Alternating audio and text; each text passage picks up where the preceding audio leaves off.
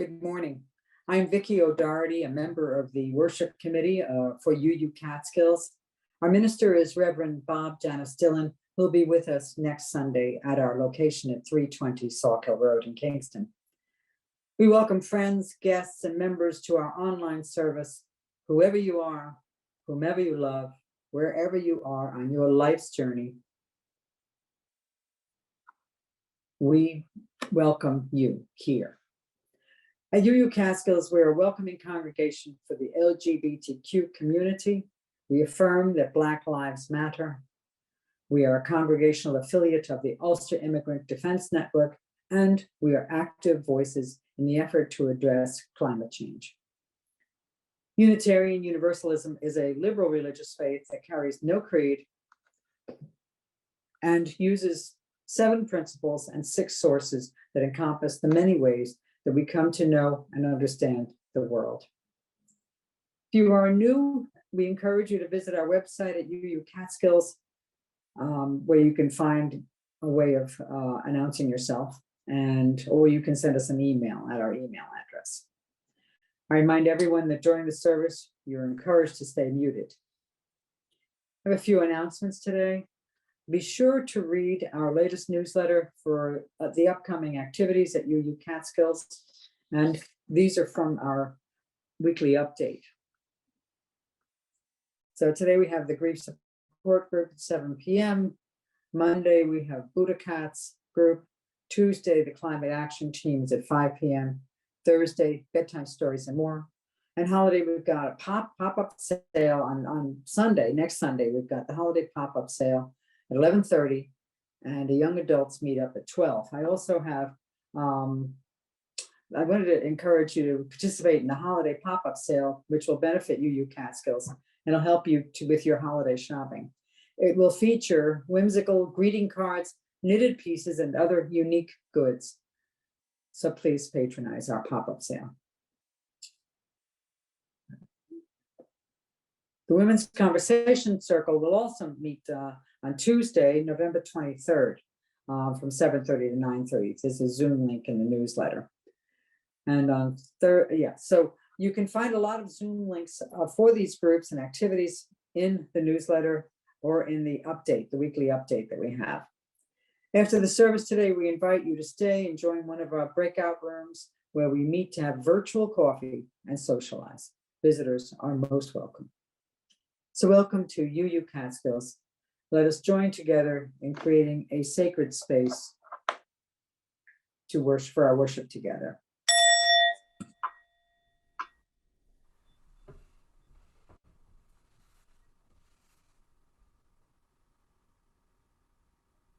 Our prelude is with Catherine Catabiani.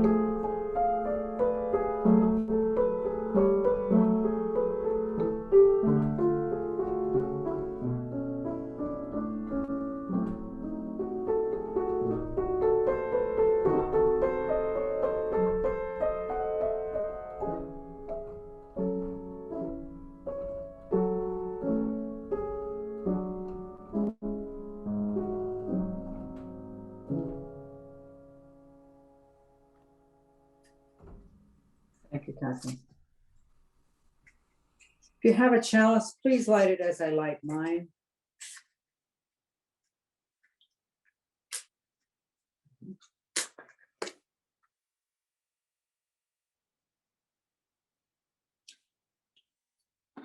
And join me in our chalice lighting words, which are on the screen.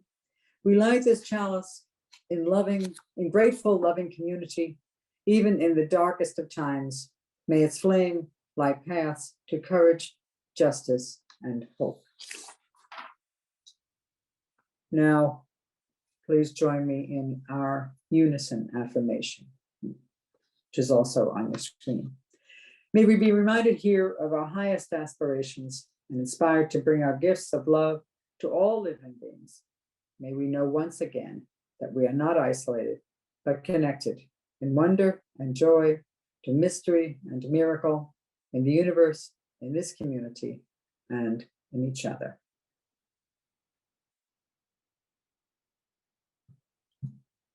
Our climate change words of wisdom today are from the book, All We Can Save, Truth, Courage, and Solutions for the Climate Crisis. And the book is by Dr. Ayana Elizabeth Johnson and Catherine W. Wilkinson. To address our climate emergency, we must radically reshape society.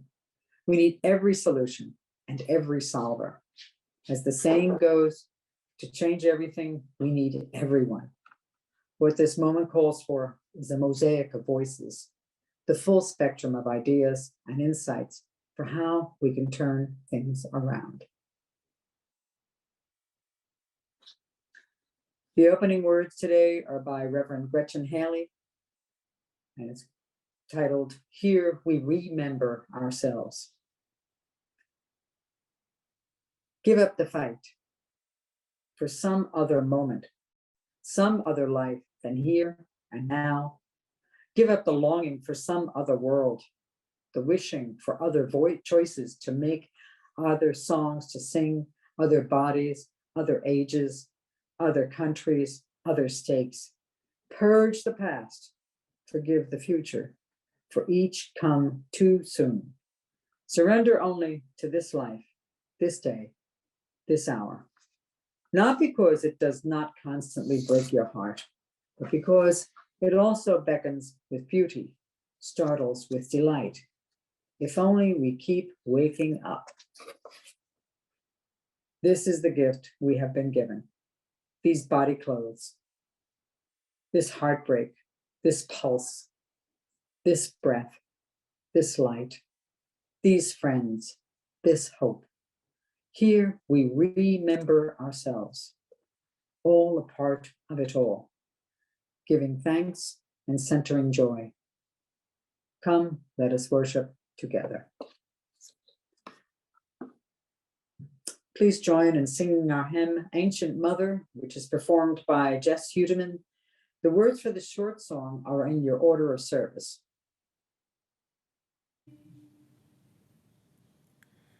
Ancient Mother, I hear you calling. Ancient Mother, I hear your song. Ancient Mother, I feel your laughter. Ancient Mother, I taste your tears. Ancient Mother, I hear you calling. Ancient Mother, I hear your song. Ancient Mother, I feel your laughter. Ancient Mother, I taste your tears. Ancient Mother, I hear you calling. Ancient Mother, I hear your song. Ancient Mother, I feel your laughter. Ancient Mother, I taste your tears.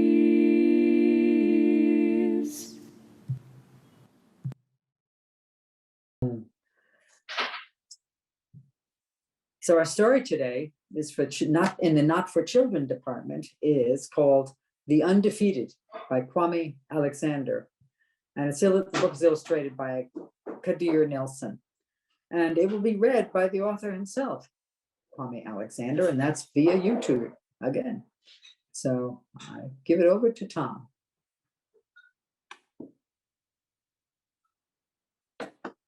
Would you mind giving us a little flavor of the book by reading from it? I get to read it? You do? Would you like him to read Y'all it? want to hear it? Yeah. All right. I'm going to stand up for That's this. great. This is the Undefeated. Oh, we have it up here. Yes. Hello out there. Glad you all could join us. If you have the book, you can follow along in your text, or you can see it on the screen. This is for the unforgettable, the swift and sweet ones who hurdled history and opened a world of possible. The ones who survived America by any means necessary, and the ones who didn't.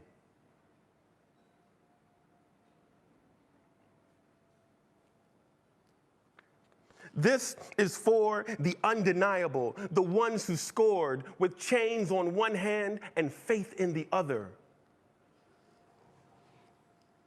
This is for the unflappable, the sophisticated ones who box adversity and tackle vision, who shine their light for the world to see and don't stop till the break of dawn. This is for the unafraid, the audacious ones who carried the red, white, and weary blues on the battlefield to save an imperfect union. The righteous marching ones who sang, "We shall not be moved because Black lives matter."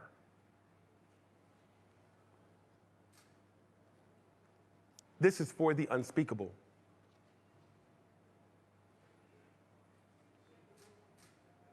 This is for the unspeakable.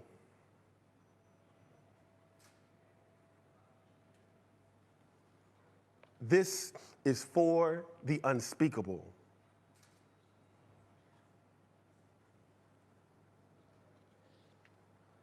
This is for the unlimited, unstoppable ones, the dreamers and the doers who swim across the big sea of our imagination and show us the majestic shores of the promised land.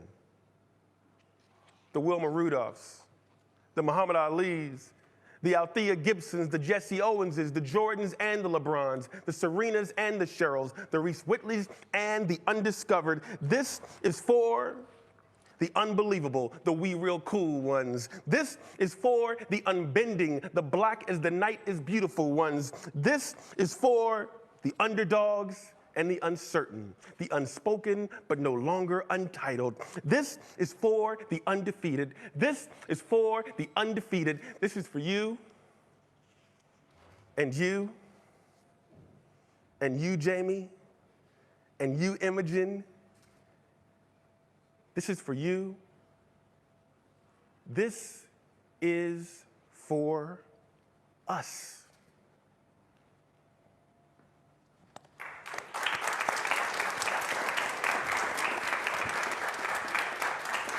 Wow. Would you mind giving us a little flavor of the book by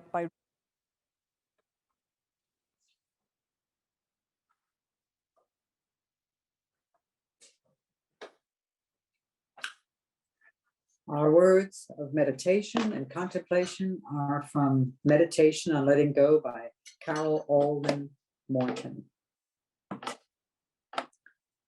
Many of us carry a burden of worry, anxiety over the state of the world, worries about money, about our environment, our families, about peace and justice.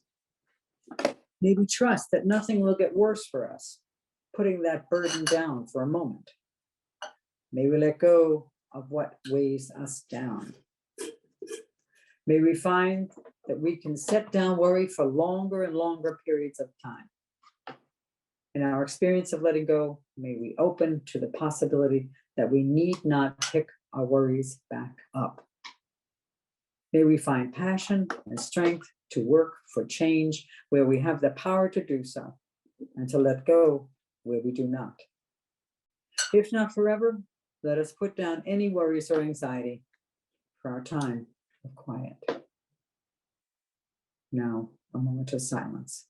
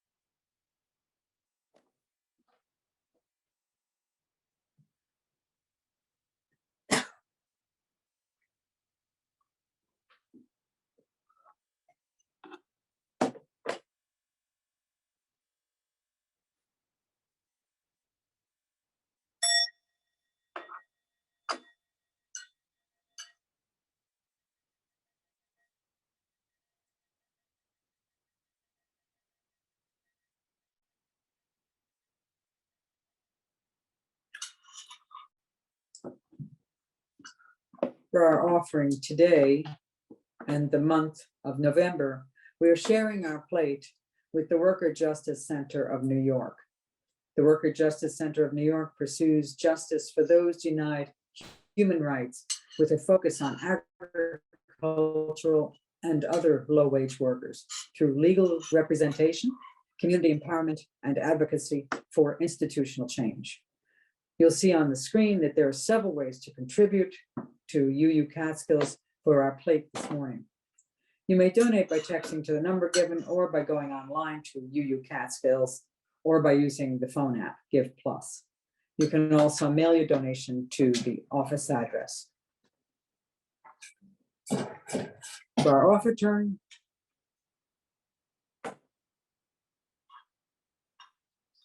here's our music, brought to you by Catherine.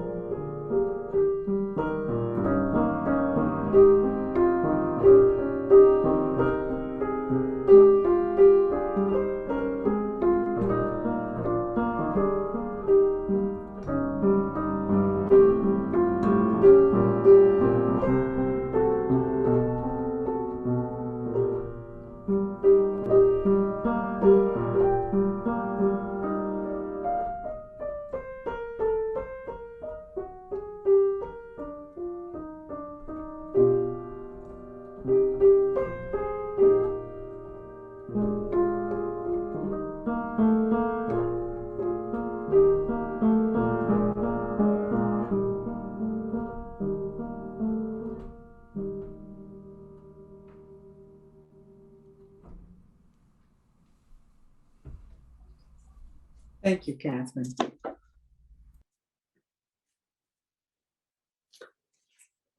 Our sermon today is called, Can You Forgive Yourself? And by the way, folks, we get these sermons thanks to our participation in a Unitarian Universalist effort called Soul Matters, okay?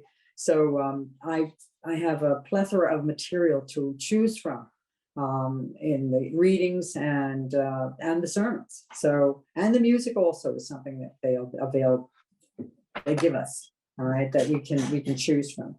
So I chose this sermon because the theme this month is about history. Now, it could be personal history, or it could be history having to do with, let's say, Columbus Day. So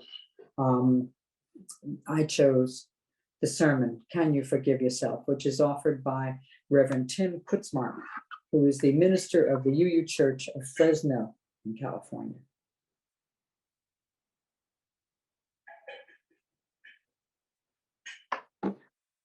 Love will guide us, hope inside us will lead the way through the hard night. After it happened, he wouldn't go near a gun. Although most of his neighbors in the West End of Pittsburgh had guns in their homes for protection, he would not, could not go near a gun. He wouldn't let his son, my father, play with toy guns as a kid. He wouldn't watch Westerns or war movies or cop shows on TV, not anything that had a gun. And although he was proud of his son, my father, when he enlisted in the Army in 1946, he shuddered at what his son might have to do with a gun. See, when my grandpa was young, just 17 years old, he killed a man. Actually, he killed two men. During World War I, my grandpa served in the US Army, stationed in France. It was winter, it was cold, and the fighting was fierce. While on guard duty, he and another private were ordered by an officer to take two German prisoners out to the woods and shoot them. Grandpa followed the orders. He only talked to me about it once, shortly before he died. They were boys, he told me. So was I. They were probably 16 or 17 years old, so skinny, so cold. They were kids following their orders. We were kids following our orders. Right before he shot them, they started to cry. I watched tears running down their cheeks. They begged me, they begged my buddy to let them go. I shot first. I will never forgive myself. I will never forgive myself. How do we forgive ourselves for the wrongs we have done, the hurts we have perpetrated, the unskillful choices we have made? Most of us have done something hurtful to someone else or to our own selves. Words spoken or not spoken, actions taken or not taken, choices made or not made. It is often said that it is harder to forgive yourself than it is another person. I'm not sure that is always so, but I do know there are things that I've done in my life that haunt me. Things from my past that I have not forgotten. Some of them hurt others. Some of them just hurt myself. When I think of these, I often remember the words of poet Mary Oliver. You do not have to walk on your knees for 100 miles through the desert repenting. We do not have to walk on our knees for 100 miles through the desert repenting.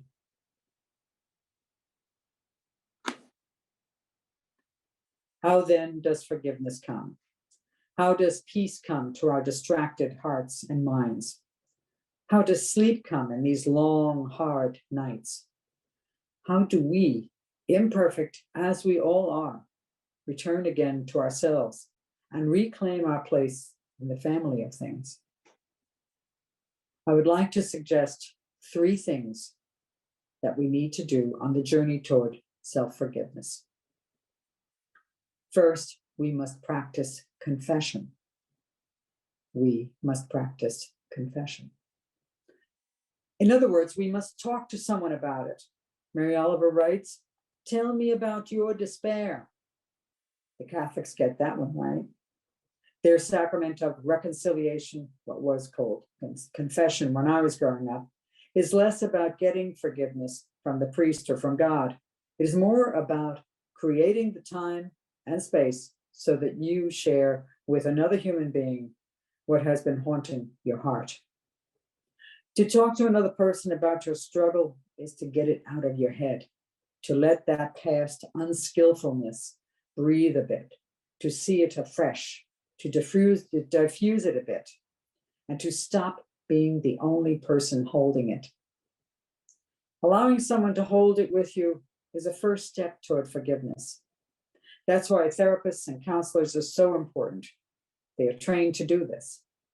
That's why best friends are also important. That's why ministers and priests and rabbis and priestesses and imams are also important. They take us out of our silent isolation. They let us take the stones of our unskillfulness and, in the words of poet Nancy Schaefer, begin to haul them out. In her poem called, fittingly enough, Hauling Out Stones, Nancy Schaefer writes, "Forgiving begins with someone sitting near. One day, without warning, he wept. I sat close. He told an old hurt in half sentences and single words, like stones he was coming upon, new. Like stones he was coming, like tree limbs broken, which he needed both arms for hauling aside. A half dozen times that summer we sat, he weeping, hauling out stones, gathering limbs, I near. The stones got smaller, his sentences longer. He said, it's the crying part I couldn't do by myself.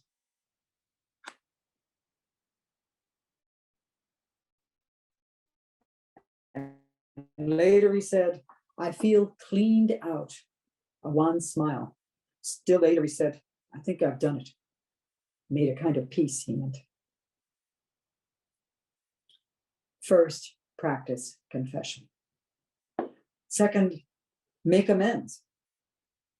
Make amends. In some way, do something that brings kindness or love into the world to counteract the damage that we have done. I had a female friend in New Mexico who many years ago did something that damaged several young women in a terrible, and some might say unforgivable way. After she had practiced confession, worked with a therapist for many years, and rehabilitated herself, she decided to devote her life to helping young women. She had hurt some women, now she wanted to help some women. Her career path led her to become the CEO of a nonprofit that assists women who are rebuilding their lives after domestic violence. Make amends. I know someone else who, when he was younger, used to shoot his BB gun at the neighborhood cats. A 45-year-old, he was haunted by what he had once done as a kid. It really bothered him that in his youthfulness, he could be so cruel. Twice a month, he volunteers at a local animal shelter. I put negative energy into the world, he tells me. Now I need to put some love in to replace it. It makes me feel better. In some small way, it makes the world better. Make amends. I once talked with someone who struggled with forgiving herself for some bad career choices she had made some years ago. She couldn't get past it, blaming herself, that endless loop of regret playing inside her head, trapping her in the past. So she finally volunteered to be a big sister and mentor a girl who needed a caring person in her life. Doing so, she was finally able to say, I think I've done it. Made a kind of peace, she meant. First, practice confession. Second, make amends. Third, find the learning. Find the learning. Self-forgiveness only truly comes when we learn something about ourselves and use that learning to change how we are in the world. A college classmate was partnered to a wonderful woman, had 3 great kids, and a consulting job that kept her on the road a whole lot. It was an active, high-pressured, high-powered lifestyle. One night, after a few too many drinks, she ended up spending the night with a young woman she had been flirting with in the hotel bar. That unskillful choice cost her the trust of her wife and ended their marriage. In the aftermath of that mistake, she simply could not forgive herself for the damage she had caused to her ex-partner, her kids, and herself. She could not believe she had let one wrong choice destroy her life. But in the midst of the shattering, she was able to step back and look at the larger choices she had been making. She had a job that kept her on the road and only gave her limited time with her kids. She had an emotionally protective veneer that kept her from being vulnerable with her spouse. And she had let most of her friendships fall away because she just didn't have the time to call or email or grab a bite to eat. There were some unskillful life choices here. She looked at them. She learned. She learned about herself. She began to figure out how to make the learning and make different choices. Now, years later, I asked her if she has forgiven herself for what she did decades ago. You know, she said, I'm not sure, but I know I'm different, a better person now. I still travel for my work, but a lot less. I never have a drink at the hotel bar. I'm no longer lonely. I have cultivated a close circle of friends who matter to me deeply.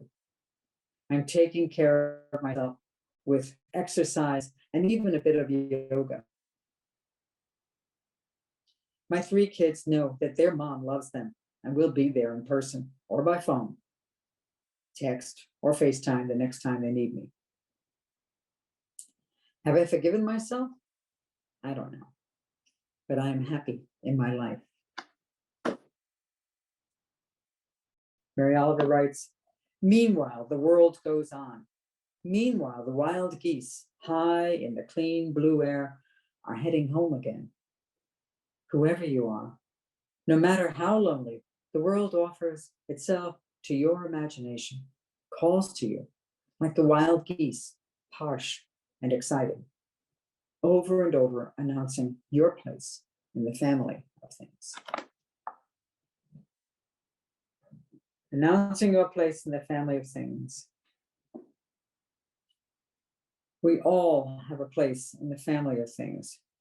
Most of us have done something that has damaged our relationship to that family of things, damaged our relationship to our own selves, our own conscience or soul, damaged our relationship to God, to the Great Spirit, to the source of life.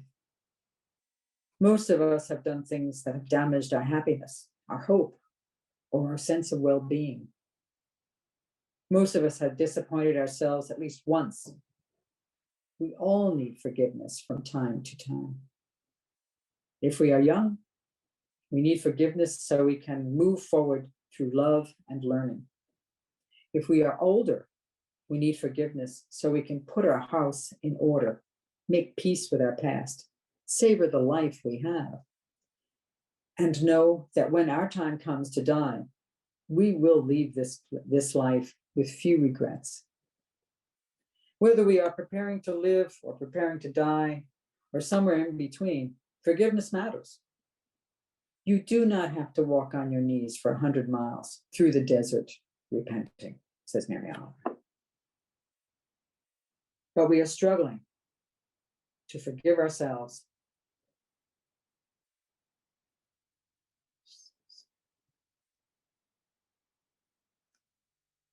If we are struggling to forgive ourselves for something in the past, something from yesterday, or something from this morning, we can remember 3 things. Talk to someone. Do something kind. Study yourself. Practice confession. Make amends. Find the learning. Then, perhaps someday, you'll be able to say, I think I've done it. Made a kind of peace.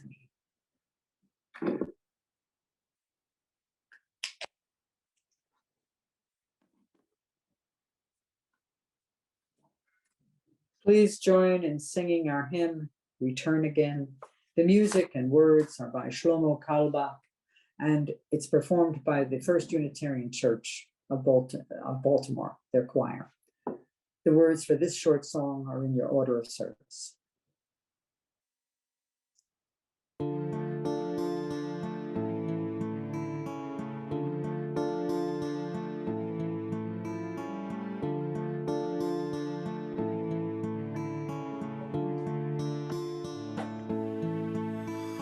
Return again, return again, return to the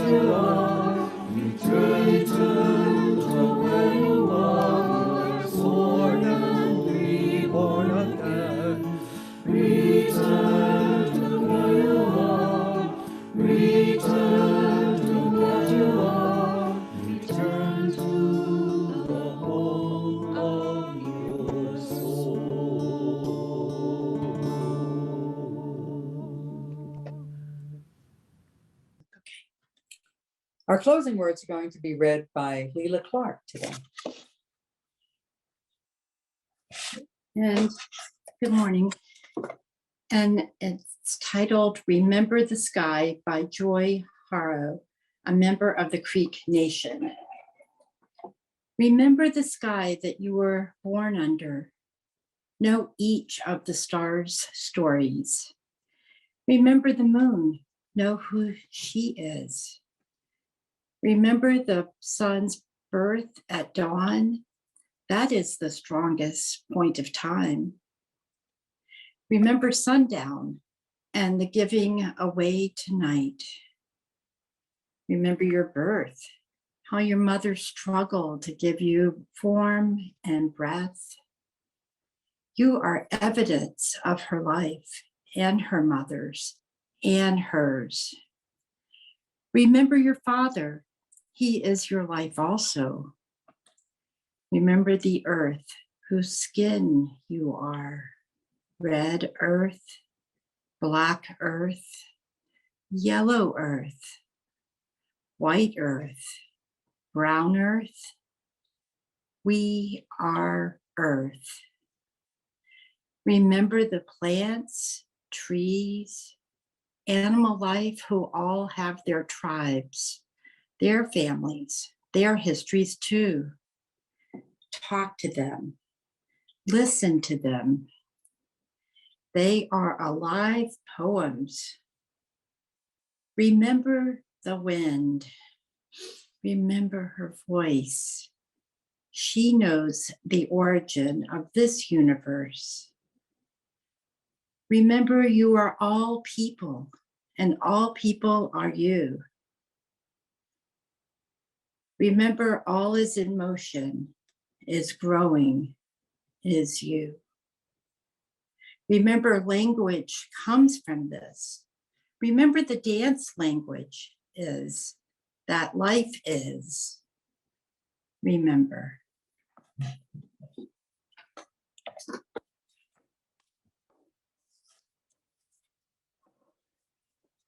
Join me in saying the words that are on your screen for extinguishing the chalice. We extinguish this flame, but not the light of truth, the warmth of community, or the fire of commitment. These we carry in our hearts until we are together again. And Catherine Catabiani will do our benediction. From you I receive, to you I give. Together we share, and from this we live. From you I receive, to you I give. Together we share, and from this we live. Thank you all. My thanks to Don Critchell, to Tom Hackett, to Catherine Catabiani, our co-workers in putting this service forward.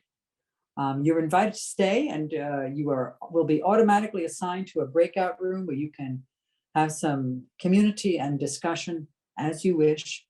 Visitors are welcome to stay and meet other members in the room. It'll take a few minutes to get it together. So just enjoy us. Thank you.